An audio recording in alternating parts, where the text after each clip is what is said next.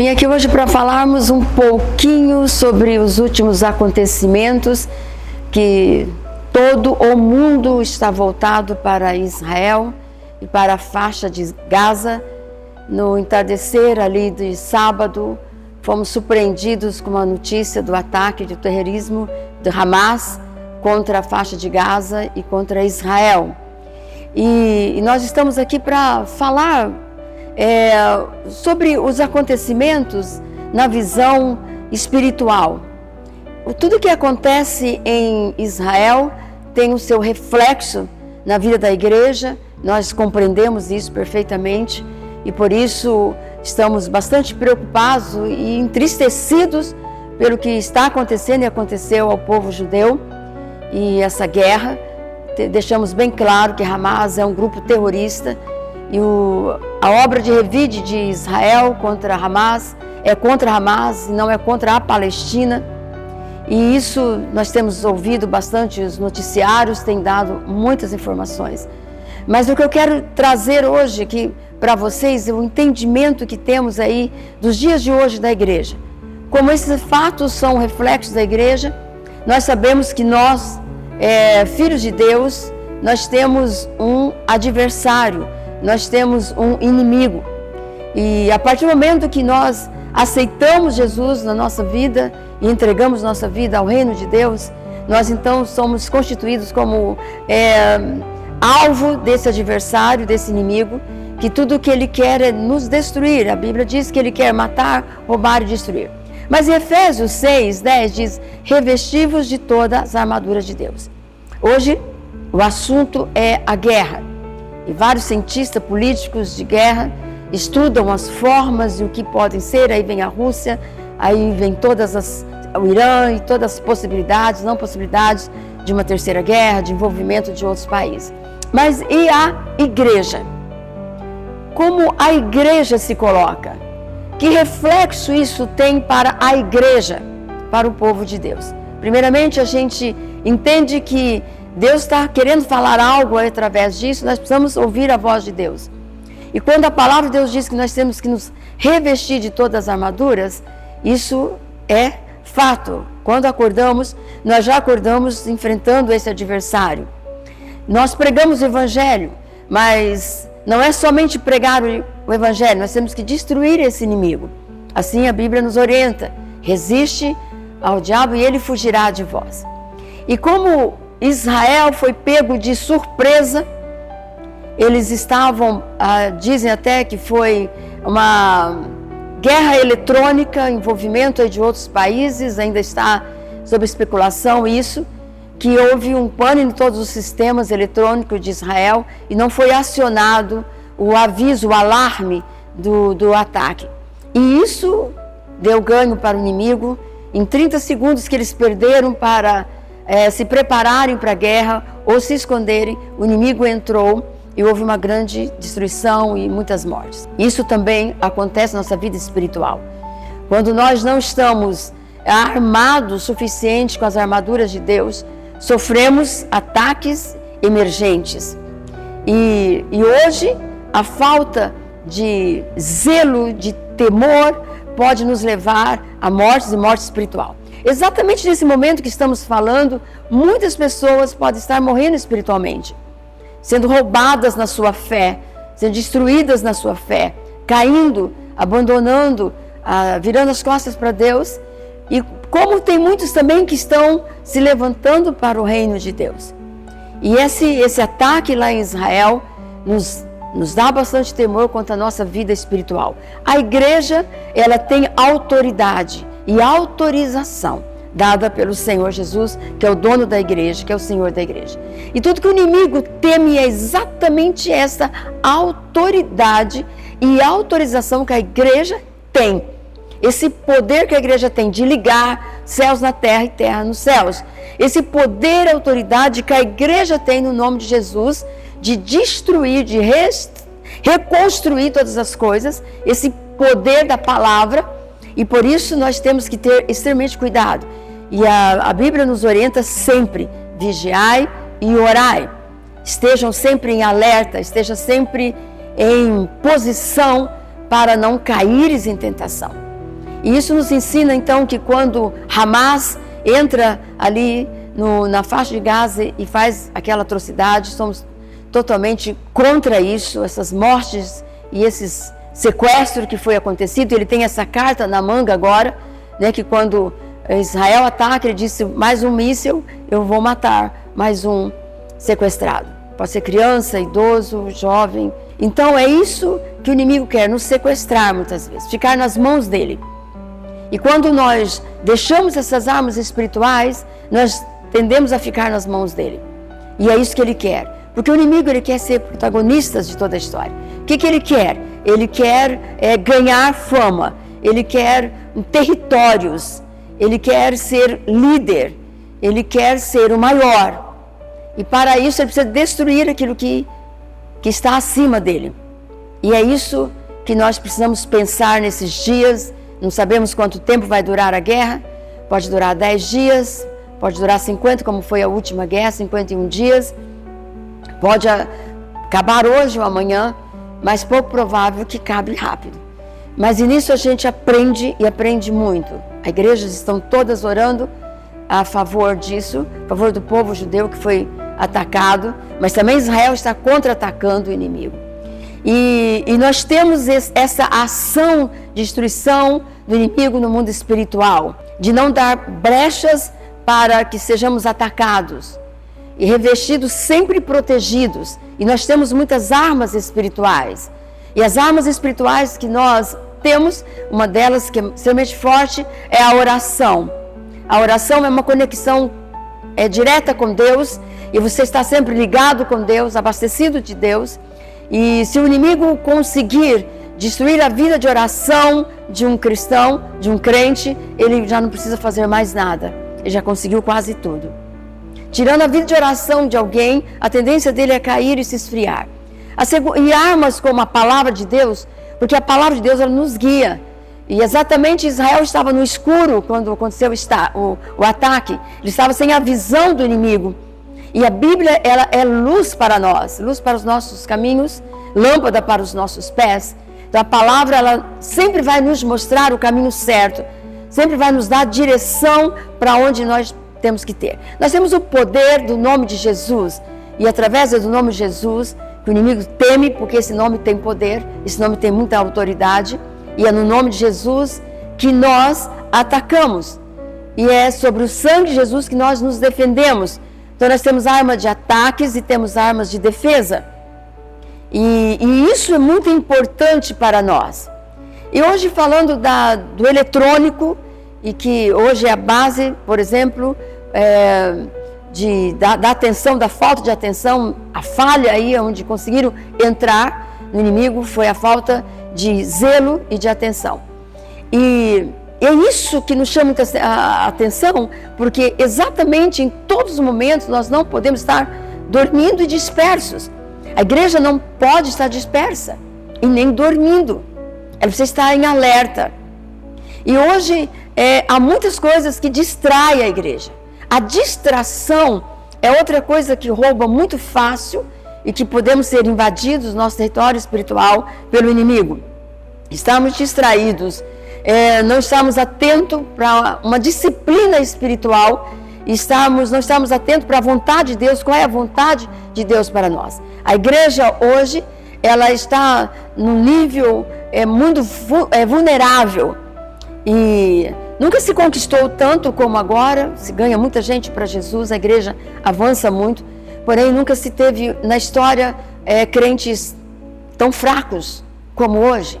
Uma baixa muito grande de compromisso, uma baixa muito grande de entrega, de consagração. É a geração de crentes mais fracos de todos os tempos, e isso é extremamente preocupante. E a igreja, ela, nessa tentativa de ampliar os seus territórios, de alcançar os territórios, ela foi cedendo algumas coisas nesse nome de ganho, e foi cedendo em algumas coisas até que são contra a palavra, contra os princípios da palavra, o caráter da palavra, e a igreja foi cedendo em muitas coisas, e isso tornou-se muito vulnerável, a igreja, muito suscetível a quedas e a perca de autoridade. A igreja que vai subsistir a esses tempos difíceis é a igreja que tem autoridade. e hoje hábitos comuns, como de que nós largamos lá atrás. Tem muitos crentes que estão voltando a esses hábitos. Mas a igreja, nesse tempo onde Deus está falando algo para nós sobre a questão da guerra, então a igreja precisa se revestir da armadura de Deus. A igreja não pode mais estar distraída, ela não pode mais estar nesse compromisso tão baixo de comprometimento com a obra, com o reino de Deus. E a gente vê o exército de Israel e também o exército do inimigo, eles têm algo muito em comum, que é a unidade. E a igreja perdeu-se muito esse senso de unidade, de proteger um ao outro. E numa guerra, ninguém ganha sozinho, é um exército. E nós ainda somos soldados de Cristo, soldados, guerreiros. Isso envolve um exército. E quando alguém guerreia sozinho, ele fica muito à mercê do seu adversário. E há entre nós, em tantas as guerras, eu falo guerra espiritual, muito embates, muitos desgastes, muitos feridos, muitos machucados. E aí é que entra a força da unidade da igreja para acudir os feridos, amparar os que estão enfraquecidos. E parece-me que isso tem perdido dentro do arraial da igreja, dentro da comunidade, dentro da igreja. Um egoísmo muito grande, cada um se preocupando consigo mesmo, cada um voltado somente para si mesmo. Mas Deus está nos chamando a atenção para abrirmos a nossa visão e olharmos nossos irmãos que estão do nosso lado. E aqueles combatentes, eles precisam ser fortalecidos, como, por exemplo, com intercessão, com oração, com apoio. E se o inimigo mexer com algum dos nossos, mexe com a gente também. Se o inimigo atacar um dos nossos, está atacando a nós também. E esse senso de justiça, de dever, de defesa, tem falhado nesses dias da igreja. Parece-me que não estamos nem muito aí com um com o outro. Mas esse exército não vai subsistir muito ao adversário, porque está desunido. E é tempo de dar as mãos literal, de fato, perceber quem é que está ao meu lado. E uma grande convocação de um grande exército de Deus, e todos cuidarem um do outro, para avançarmos juntos. São esses ensinamentos que nós temos tirado dessa guerra, hoje lá no Oriente Médio, lá em Israel, e a gente acompanhando, vendo toda essa tristeza, terrível isso que está acontecendo lá, nos entristece tremendamente, mas nos ensina muito também, nos alerta muito também. Cuidado com a distração, a igreja não pode ser mais distraída. Cuidado com a desunião, a desunidade torna-se um exército fragilizado, não subsiste. Um exército dividido não subsiste. A igreja precisa aliar-se dentro dela, no interior dela. A igreja precisa voltar rapidamente aos princípios bíblicos que se constituem como armas de guerra, armas espirituais, para se levantar mesmo a favor da sua vida espiritual e a favor da igreja, a noiva de Cristo, a instituição de Deus na terra, chamada sua noiva, a sua igreja. E o inimigo quer destruir isso. E ele entrou desde do Éden, ele entra no campo natural e no campo espiritual. Ele conhece mais o espiritual do que nós mesmos, porque ele viveu lá. Ele sabe do mundo espiritual. E quando nós entramos no campo do inimigo, há armadilhas, há ciladas, há resposta de ataque, porque ele conhece muito bem o campo dele, o território dele, espiritual. E nós conhecemos pela fé, nós conhecemos pela palavra de Deus, nós conhecemos pela intimidade com Deus, pela revelação de Deus, pelo Espírito Santo de Deus. E ele atacou também desde o Éden o natural, o mundo natural, é onde ele quer ser dono. Ele quer dominar o mundo natural. Para dominar o mundo natural, ele precisa eliminar quem está aqui, que é a igreja do Senhor Jesus. Então eu estou aqui para alertar a igreja e prestar muita atenção nos documentários, vão falar mal de Israel, vão ainda colocar a culpa em Israel, vão ainda julgar Israel pela defesa, pelo contra-ataque.